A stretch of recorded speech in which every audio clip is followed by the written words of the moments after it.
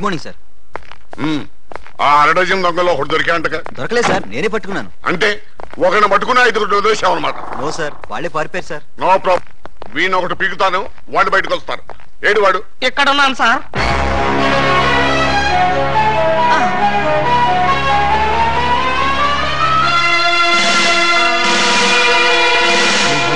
నేను sir 2 town SI అలీబాబాని. ఏమిటి getup?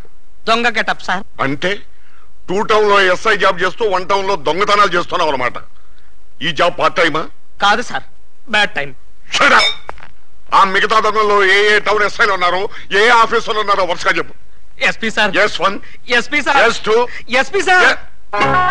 ఏమిటి ఆ అరడజన్ దొంగలో నేను ఉన్నానా? అబ్బే లేదు సార్, నేను మిమ్మల్ని ఎస్పీ సార్ అని పిలిచాను. దేనికి?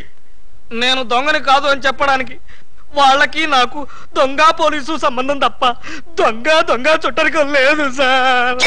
అబ్బో, అయితే ఈ వేషం ఎందుకు కట్టావు? దొంగని దొంగదారిలోనే పట్టాలని ఈ దొంగ వేషంలో బయలుదేరాను సార్. ఎవరిచ్చారు ఈ దొంగ ఐడియా? ముళ్ళుని ముళ్ళుతోనే తీయాలని మీరే కదా సార్ చెప్పారు.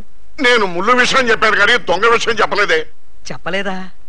దాని అర్థం అదే అనుకుని ఈ గెటప్ లో దొంగలు పట్టుకోవాలని వెళ్ళాను సార్. ఎవరన్నా దొరికారా? వాళ్ళెవ్వరూ నాకు దొరకలేదు సార్, నేనే వాళ్ళకు దొరికాను. నువ్వా? అవును సార్. దొంగల కోసం నేను దొంగ వేషంలో వెళితే వాళ్ళు పోలీసులు ఎస్ఐల వేషంలో వచ్చి నన్ను దోచేశారు. దొంగలు పోలీసులు ఎస్ఐ వేషాల్లో వచ్చారా? Yes sir. ముళ్ళుని ముళ్ళుతోనే తీయాలని వాళ్ళకు కూడా ఎవడో చెప్పినట్టున్నాడు. అందుకే యూనిఫామ్ ని యూనిఫామ్ తోనే కొట్టారు. చిక్కులేదు నీకు? లేదు సార్, చాలా అవమానంగా ఉంది.